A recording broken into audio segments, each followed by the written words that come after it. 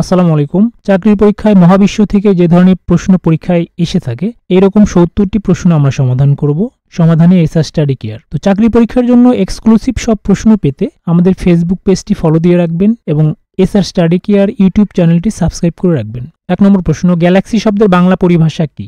গ্রহাণু, নক্ষত্রবিথি, তারাপুঞ্জ, নীহারিকা। Galaxy শব্দের অর্থ হচ্ছে ছায়াপথ বা নক্ষত্রবিথি। তাহলে এখানে হবে নক্ষত্রবিথি। জ্যোতিষ্ক কত প্রকার? জ্যোতিষ্ক মোট 7 প্রকার। এগুলো হলো নক্ষত্র, নীহারিকা, গ্রহ, উপগ্রহ, ছায়াপথ, ধূমকেতু ও উল্কা। তাহলে জ্যোতিষ্ক হবে 7 প্রকার। সূর্য, চাঁদ ও তারা এগুলোকে একত্রে কি বলে? নক্ষত্র, গ্রহ, জ্যোতিষ্ক ও নীহারিকা। তাহলে এগুলো হবে জ্যোতিষ্ক। আকাশে উজ্জ্বলতম নক্ষত্র কোনটি? ধ্রুবতারা, প্রক্সিমা সেন্টারাই, লুদ্ধক, পুলহ। আকাশে উজ্জ্বলতম নক্ষত্র হচ্ছে লুদ্ধক, যার ইংরেজি নাম হচ্ছে সিরিয়াস। সিরিয়াস, এটা হলো তার ইংরেজি নাম, লুদ্ধক। 5 নম্বর প্রশ্ন, প্রক্সিমা সেন্টারাই হলো একটি। তো প্রক্সিমা সেন্টারাই হলো সূর্যের পর আমাদের সবচেয়ে নিকটবর্তী একটি নক্ষত্র। তাহলে প্রক্সিমা সেন্টারাই হচ্ছে নক্ষত্র। তারাদের জীবন প্রবাহের তৃতীয় অবস্থা কোনটি? এটি হলো শ্বেতবামন বা হোয়াইট ডোয়ার্ফ। White dwarf. সূর্যের সবচেয়ে নিকটবর্তী নক্ষত্রের নাম কি? বুধ, হ্যালি, আলফা সেন্টারি, চাঁদ। তো প্রক্সিমা সেন্টারাই হচ্ছে সবচেয়ে নিকটবর্তী নক্ষত্র, যেটি আলফা সেন্টারি নক্ষত্রমণ্ডলীর অংশ। তাহলে এখানে হবে আলফা সেন্টারি। ব্ল্যাক হোলের মধ্যাকর্ষণ কেমন? খুবই শক্তিশালী। কৃষ্ণ গহ্বরের প্রকৃতি সম্পর্কে প্রধান ধারণা দেন কে? তো আমরা জানি জন মিচেল 1783 সালে প্রথম ধারণাটি দেন কৃষ্ণ গহ্বর সম্পর্কে, কিন্তু পরবর্তীতে আইনস্টাইন তার আপেক্ষিক তত্ত্বের কৃষ্ণ গহ্বরের সম্পর্কে ভবিষ্যৎবাণী করেন এবং প্রধান ধারণাটি আসলে মূলত আইনস্টাইনই প্রদান করেন। তাহলে এখানে হবে আইনস্টাইন।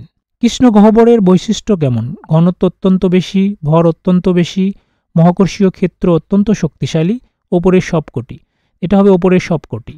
মহাকর্ষীয় তরঙ্গ আবিষ্কারক দীপঙ্কর তালুকদারের নিজ জেলা কোনটি? দীপঙ্কর তালুকদার 1977 সালে বরগুনা জেলায় জন্মগ্রহণ করেন। তাহলে এখানে হবে বরগুনা। সপ্তর্ষি মণ্ডল আকাশে কিসের মতো দেখায়? সপ্তর্ষি মণ্ডল হচ্ছে 7টি তারার সমষ্টি। তো এগুলোকে দেখতে ঠিক জিজ্ঞাসা চিহ্ন বা প্রশ্নবোধক চিহ্নের মতো লাগে। তাহলে জিজ্ঞাসা চিহ্নের মতো। আদম সুরত বলা হয় কালপুরুষকে। ছায়াপথ তার নিজ অক্ষকে কেন্দ্র করে ঘুরে আসতে যে সময় লাগে তাকে কি বলে? সৌরবছর, কসমিক ইয়ার, আলোকবর্ষ না পলিসার? এটা হবে কসমিক ইয়ার। পৃথিবী মহাকাশে একটি। জ্যোতিষ্ক, নীহারিকা, নক্ষত্র, উপগ্রহ। জ্যোতিষ্ক। কেপলার 452b কি? এটি হচ্ছে পৃথিবীর মতো একটি গ্রহ, যাকে আর্থ 2 বলা হয়, পৃথিবীর মতো একটি গ্রহ। হ্যালির ধূমকেতু কত বছর পরপর দেখা যায়? প্রায় 75 থেকে 76 বছর পরপর হ্যালির ধূমকেতু দেখা যায়। সর্বশেষ দেখা গিয়েছে 1986 সালে এবং 2061 সালে আবার পুনরায় এটি দেখা যাবে।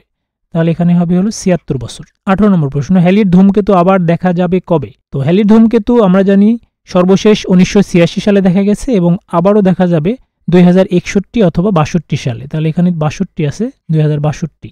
একবিংশ শতাব্দীর প্রথম ধূমকেতুর নাম কি? এটা হবে লাইনিয়ার। হেলবব ধূমকেতু আবিষ্কৃত হয় 1995 সালের 23 জুলাই। অ্যালান হেল এবং থমাস বব এটি আবিষ্কার করেন। তাহলে হবে 1995 সালে। 67p কি? এটি একটি ধূমকেতু। ধূমকেতু। কসমিক রে কে বাংলায় বলা হয় মহাজাগতিক রশ্মি। মহাজাগতিক রশ্মি আবিষ্কার করে কোন বিজ্ঞানী নোবেল পুরস্কার পান? মার্কিন পদার্থবিজ্ঞানী ভিক্টর ফ্রান্সিস হেস মহাজাগতিক রাশি আবিষ্কার করেন এবং যার জন্য তিনি 1936 সালে নোবেল পুরস্কার পান। তাহলে এখানে হবে হেস। সূর্যকে কেন্দ্র করে ঘূর্ণায়মান জ্যোতিষ্ক মণ্ডলকে বলা হয় নক্ষত্র, পৃথিবী, সৌরজগৎ, বুধ। এটা হবে সৌরজগৎ। কোনটি সৌরজগতের বস্তু নয়? পৃথিবী, ধূমকেতু, গ্যালাক্সি, চাঁদ। তো এখানে গ্যালাক্সিটা সৌরজগতের বস্তু নয়। 26 নম্বর প্রশ্ন, সূর্যের আয়তন পৃথিবী অপেক্ষা বড়। তো আমরা জানি পৃথিবী থেকে সূর্য 13 লক্ষ গুণ বড়। তাহলে এখানে 13 মিলিয়ন, 10 মিলিয়ন, 1.3 মিলিয়ন এবং 1 মিলিয়ন। 13 লক্ষ মানে 1.3 মিলিয়ন। তাহলে 1.3 মিলিয়ন গুণ বড় হচ্ছে সূর্য। সূর্য চন্দ্র অপেক্ষা কত গুণ বড়? চন্দ্রের চেয়ে সূর্য 2,60,00,000 গুণ বড়। সূর্যপৃষ্ঠের উত্তাপ কত? সূর্যপৃষ্ঠের উত্তাপ 5,500 থেকে 6,000 ডিগ্রি সেন্টিগ্রেড পর্যন্ত হয় এবং যেটা হচ্ছে 10,000 ডিগ্রি ফারেনহাইট। ফারেনহাইট স্কেলে এটা হবে 10,000। তাহলে এখানে হবে 6,000 ডিগ্রি সেন্টিগ্রেড। 29 নম্বর প্রশ্ন, সূর্যের নিজ অক্ষের ওপর একবার অবতরণ করতে সময় লাগে প্রায় 25 দিন। সূর্যের মধ্যে কোন মৌলিক গ্যাস সবচেয়ে বেশি রয়েছে? তো সূর্যের মধ্যে প্রধানত দুইটি গ্যাস বিদ্যমান, সেটা হচ্ছে হাইড্রোজেন এবং হিলিয়াম। এবং হাইড্রোজেনের পরিমাণ সবচেয়ে বেশি, যেটা 70 থেকে 74% হচ্ছে হলো হাইড্রোজেন, এবং হিলিয়াম আছে হচ্ছে 28%। তাহলে সবচেয়ে বেশি যে গ্যাস আছে সেটা হচ্ছে hydrogen. What is the real colour of the sun? সূর্যের প্রকৃত রং হচ্ছে সাদা, পিওর হোয়াইট। 32 নম্বর প্রশ্ন, সৌরজগতের গ্রহ কয়টি? সৌরজগতের মোট গ্রহ হচ্ছে 8টি: বুধ, শুক্র, পৃথিবী, মঙ্গল, বৃহস্পতি, শনি, ইউরেনাস, নেপচুন। নিম্নের কোনটি সৌরজগতের গ্রহ নয়? পৃথিবী সৌরজগতের গ্রহ, চাঁদ হচ্ছে পৃথিবীর উপগ্রহ, শনি গ্রহ, নেপচুন গ্রহ, কিন্তু চাঁদ হচ্ছে গ্রহ নয়, এটা একটি উপগ্রহ। সূর্যের নিকটতম গ্রহ কোনটি? বুধ হচ্ছে সৌরজগতের প্রথম এবং ক্ষুদ্রতর এবং সূর্যের সবচেয়ে নিকটতম গ্রহ, তাহলে এখানে হবে বুধ। সৌরজগতের ক্ষুদ্রতম গ্রহ কোনটি? তাহলে সৌরজগতের প্রথম এবং ক্ষুদ্রতম গ্রহ হচ্ছে বুধ। কোন গ্রহকে গ্রহরাজ বলা হয়? সবচেয়ে বড় গ্রহ হচ্ছে বৃহস্পতি, যাকে গ্রহরাজ বলা হয়। 37 নম্বর প্রশ্ন, সৌরজগতের দ্বিতীয় বৃহত্তম গ্রহ কোনটি? তো আমরা জানি বৃহত্তম গ্রহ হচ্ছে বৃহস্পতি এবং দ্বিতীয় বৃহত্তম গ্রহ হচ্ছে শনি। সৌরজগতের দ্রুততম গ্রহ কোনটি? সৌরজগতের সবচেয়ে ক্ষুদ্রতম গ্রহ হচ্ছে বুধ এবং এটি সবচেয়ে দ্রুততম গ্রহ, যেটি সূর্যকে প্রদক্ষিণ করতে সময় নেয় মাত্র 88 দিন, তাহলে বুধ হবে। কোন গ্রহের তাপমাত্রা সর্বাধিক? শুক্র গ্রহের তাপমাত্রা সর্বাধিক এবং এর পৃষ্ঠে গড় তাপমাত্রা হচ্ছে 464 ডিগ্রি সেন্টিগ্রেড, তাহলে এখানে হবে শুক্র। পৃথিবীর যমজ নামে পরিচিত কোন গ্রহ? আকার এবং ভরে প্রায় পৃথিবীর সমান শুক্র গ্রহকে বলা হয় পৃথিবীর যমজ গ্রহ, তাহলে এখানে হবে হলো শুক্র। 41 নম্বর প্রশ্ন, শুকতারা একটি। তো শুকতারা হচ্ছে শুক্র গ্রহ, যেটি ভোরবেলায় পূর্বাকাশে শুকতারা এবং সন্ধ্যাবেলায় পশ্চিম আকাশে সন্ধ্যাতারা নামে আমরা দেখতে পাই। এটা হলো একটা গ্রহ। পৃথিবীর নিকটতম গ্রহ কোনটি? পৃথিবীর নিকটতম গ্রহ হচ্ছে শুক্র, পৃথিবী থেকে যার দূরত্ব 4.3 কোটি কিলোমিটার, তাহলে এখানে হবে শুক্র। পৃথিবী সৌরজগতের কত নম্বর গ্রহ? তো আমরা জানি পৃথিবী হচ্ছে বুধ, শুক্র, পৃথিবী, তার মানে তৃতীয় গ্রহ। পৃথিবী প্রকৃতপক্ষে একটি পরিপূর্ণ গোলক, সমতল ক্ষেত্র, অভিগত গোলক, অর্ধবৃত্ত। এখানে পৃথিবী মূলত অভিগত গোলক। অভিগত গোলক হচ্ছে পূর্ব পশ্চিমে পরিধি বেশি, উত্তর দক্ষিণে পরিধি কম, তার মানে অভিগত গোলক। 45 নম্বর প্রশ্ন, পৃথিবীর ব্যাসার্ধ কত?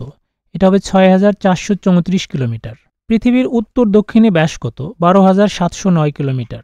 47 নম্বর প্রশ্ন, পৃথিবীর পরিধি হচ্ছে প্রায় 25,000 মাইল। পৃথিবী হতে সূর্যের গড় দূরত্ব প্রায় 15 কোটি কিলোমিটার।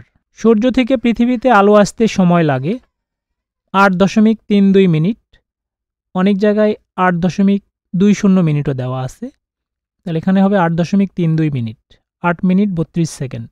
মঙ্গল গ্রহ কত দিনে সূর্যকে অবতরণ করে? এখানে হবে 887 দিন। লাল গ্রহ কাকে বলা হয়? মঙ্গল গ্রহকে লাল গ্রহ বলা হয়। কোন গ্রহের হাজার বলয় আছে? শনি গ্রহের হাজার বলয় আছে। সবুজ গ্রহ বলা হয় কাকে? ইউরেনাসকে সবুজ গ্রহ বলা হয়। কোন গ্রহের একটিও উপগ্রহ নেই? শুক্র গ্রহের কোনো উপগ্রহ নেই। মঙ্গল গ্রহের কয়টি উপগ্রহ রয়েছে? মঙ্গল গ্রহের মোট 2টি উপগ্রহ আছে, একটি হচ্ছে ফিবোস আর একটি হচ্ছে ডিমোস, তার মানে 2টি উপগ্রহ। শনির উপগ্রহ কয়টি? শনির মোট উপগ্রহ রয়েছে 82টি। পৃথিবীর একমাত্র উপগ্রহ হচ্ছে চন্দ্র বা চাঁদ, চন্দ্র। পৃথিবী চাঁদের তুলনায় কত গুণ বড়? 49 থেকে 50 গুণ বড়, তাহলে এখানে হবে 49। পৃথিবী থেকে চাঁদের দূরত্ব কত? প্রায় 3,84,000 কিলোমিটার, 3,84,000 কিলোমিটার। পৃথিবীর চারদিকে চাঁদের একবার ঘুরতে সময় লাগে প্রায় 27 দিন। যখন সূর্য ও চাঁদের মধ্যে চাঁদ অবস্থান করে তখন হয় সূর্যগ্রহণ। চন্দ্র ও সূর্য পৃথিবীর একপাশে অবস্থান করে পূর্ণিমা তিথি, অমাবস্যা তিথিতে, পূর্ণিমা ও অমাবস্যা উভয় তিথিতে, এর কোনোটি নয়, এটা হবে পূর্ণিমা ও অমাবস্যা তিথিতে। যখন সূর্য ও চন্দ্রের মধ্যে পৃথিবী অবস্থান করে তখন হয় চন্দ্রগ্রহণ। কোন দেশ প্রথম রকেট আবিষ্কার করে?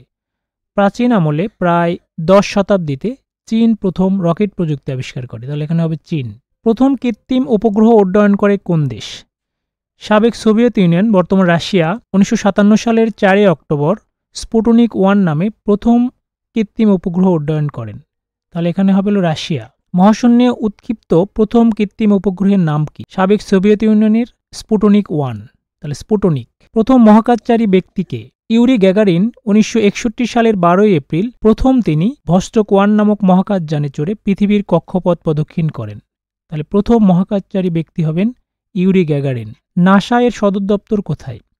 National Aeronautics and space administration, NASA, এটি প্রতিষ্ঠিত হয় 29 জুলাই 1958 সালে এবং মার্কিন যুক্তরাষ্ট্রের ওয়াশিংটন ডিসিতে এর সদর দপ্তর অবস্থিত। তাহলে ওয়াশিংটন ডিসি। পৃথিবীর প্রথম বাণিজ্যিক যোগাযোগ কৃত্রিম উপগ্রহ কোনটি? এটা হবে আর্লিবার্ট, না, এটা আর্লিবার্ট হবে, এখানে রেপ হবে। আর্লিবার্ট। পাথফাইন্ডার মঙ্গলে অবতরণ করে? 1997 সালের 4 জুলাই এটি মঙ্গলে অবতরণ করে।